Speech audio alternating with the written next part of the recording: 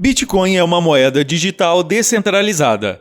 Moeda porque, como dólar, peso ou real, o Bitcoin é usado para comprar coisas. Digital porque só existe no mundo dos computadores, não precisando haver Bitcoin de papel. E descentralizada porque, ao contrário das notas tradicionais, essa moeda não depende de governos ou bancos. Essa é a parte importante da história. Bitcoin, o sistema, funciona sem a necessidade de um administrador e isso tem algumas repercussões muito interessantes. Antes de falar sobre Bitcoin, é uma boa ideia se perguntar o que é dinheiro comum.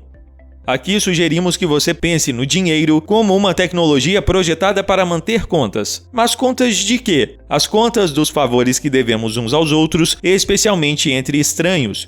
Com amigo não queremos ter uma ideia exata de quem fez mais pelos outros. Mas entre estranhos a situação é bem diferente. O que entre amigos é chamado de favor, entre estranhos é chamado de trabalho. E aí estamos interessados em ter contas claras. Se você faz algo pelos outros, é razoável esperar que os outros façam algo por você. Bem, é o dinheiro que nos ajuda a quantificar este algo. A nota que você recebe em troca do seu trabalho nada mais é do que um pedaço de papel que atesta que a sociedade lhe deve favores, que você trabalhou para os outros, entende?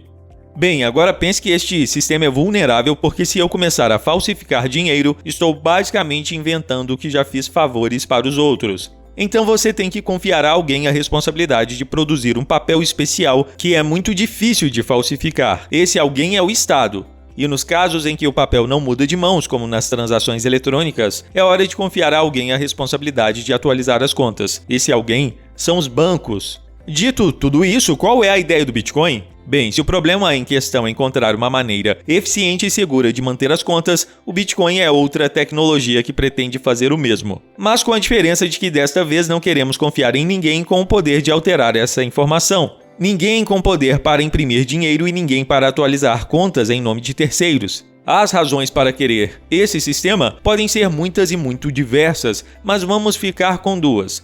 Uma é que o sistema transacional dos bancos é muito caro, especialmente para pagamentos internacionais. E a outra é que muitos governos têm o dom de imprimir dinheiro como loucos e isso distorce as contas, o que se chama tecnicamente de inflação. Ou seja, depender de governos e bancos gera um custo para a sociedade. O Bitcoin foi a primeira de muitas moedas digitais descentralizadas que alegam eliminar esse custo ou pelo menos reduzi-lo significativamente. Agora vamos ao como. Como o Bitcoin substitui o Estado e os bancos? A primeira coisa é entender o esquema. No mundo normal, uma transação eletrônica é assim. Para Beto dar dinheiro a Alicia, ele tem que mandar uma mensagem para os bancos, para os administradores do sistema. E são eles que validam o pagamento e atualizam as contas. Enquanto isso, o Estado está vigiando por lá. No Bitcoin, por outro lado, o esquema é descentralizado. A comunidade está conectada diretamente e não há autoridade para vigiar. Aqui todos mantêm contas para todos. A coisa é entender a dinâmica do sistema. Não é que Beto e Alicia passem moedas sozinhos. O que realmente acontece é que Beto diz toda a comunidade que quer pagar um Bitcoin a Alicia. A comunidade primeiro valida a informação, ou seja, que Beto é Beto e que tem dinheiro o suficiente, e depois todos observam que Beto agora tem um Bitcoin a menos e Alicia um Bitcoin a mais. É simples assim. As contas são mantidas pela comunidade e o valor da moeda é devido à confiança das pessoas no sistema. Mas vamos esclarecer algumas coisas. Primeiro, todos são anônimos. Não é a identidade de alguém que é validada, mas sua chave. A comunidade Bitcoin sabe quanto dinheiro a conta de Beto tem, mas não sabe quem é o dono dessa conta. Isso está relacionado ao segundo esclarecimento, e é que são os computadores que estão conversando entre si, não os usuários em si.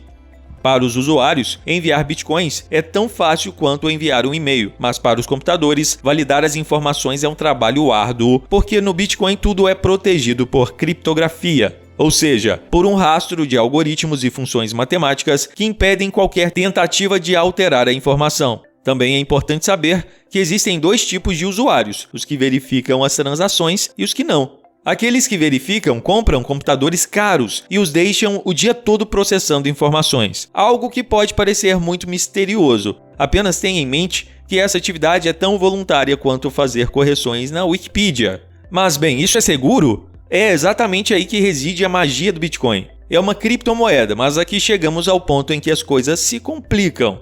Temos que explicar como é que as contas não se misturam se todos estão fazendo transações ao mesmo tempo e não há um administrador central para receber essas mensagens e organizá-las. Pode ser difícil entender como o Bitcoin é um sistema protegido por criptografia, onde todos mantêm as contas de todos. Mas, para os corajosos, aqui fica a explicação da blockchain. Vamos voltar à transação entre Beto e Alicia. Havíamos dito que o Beto manda uma mensagem para toda a comunidade e a gente se pergunta o que tem nessa mensagem.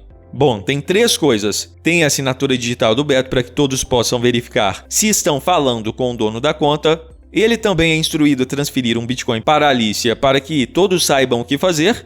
E, por fim, há uma referência a uma ou várias transações passadas com as quais Beto mostra que tem dinheiro para pagar. Se todas essas coisas estiverem corretas, sabemos que Beto não está mentindo e então sua mensagem se torna uma possível transação. Mas ainda não podemos colocar isso no livro de contas. Bem, há um problema e é desordem. Como o Bitcoin não possui um administrador central, muitas transações estão sendo validadas em diferentes lugares em uma diferente ordem. Observe que, neste caso, cada um recebeu as mesmas mensagens, mas em uma ordem diferente. O desafio, então, é que todos concordem com o mesmo pedido para que todas as cópias do livro de contas sejam as mesmas. E é assim que surge o conceito de blockchain. Este conceito refere-se à estratégia de empacotar várias transações em um mesmo bloco. Vamos chamá-lo de bloco candidato. Escolhe-se um destes blocos candidatos para encadeá-lo oficialmente às transações do passado. O interessante é que quando um bloco se junta à corrente, ou seja, à cadeia de dados, ele já se torna oficial e é praticamente impossível de modificá-lo. E como que é escolhido o bloco vencedor? É com um tipo de sorteio, a decisão é aleatória, mas é um sorteio sofisticado em que os usuários que estão enviando um pedido para validar usam todo o poder de processamento de seu computador para decifrar uma senha. Aquele que quebrar a senha por meio de tentativas aleatórias ganha o direito de definir o próximo bloco oficial e todos os demais têm que prestar atenção e registrar esse bloco em seu livro de contas. O Bitcoin é projetado para que alguém encontre essa senha a cada 10 minutos em média, ou seja, a cada 10 minutos há um novo bloco oficial. Por que desperdiçar equipamentos caros validando transações de gente estranha? Que incentivo alguém tem para fazer todo esse trabalho? 6,25 Bitcoins, que no momento da gravação deste vídeo são mais que R$1 milhão. Você pode ter que pesquisar no Google porque o preço muda muito rápido, mas o ponto é que há uma boa recompensa para quem valida as transações. Essa é a última peça do quebra-cabeça, pois é como novas moedas entram na economia Bitcoin. Ninguém aqui toma a decisão de imprimir mais dinheiro. Por design, foi definido com quanto dinheiro começamos, quanto dinheiro novo é criado, quem recebe esse dinheiro, quem ganha o sorteio. Agora, o que isso tudo tem a ver com criminosos usando o Bitcoin?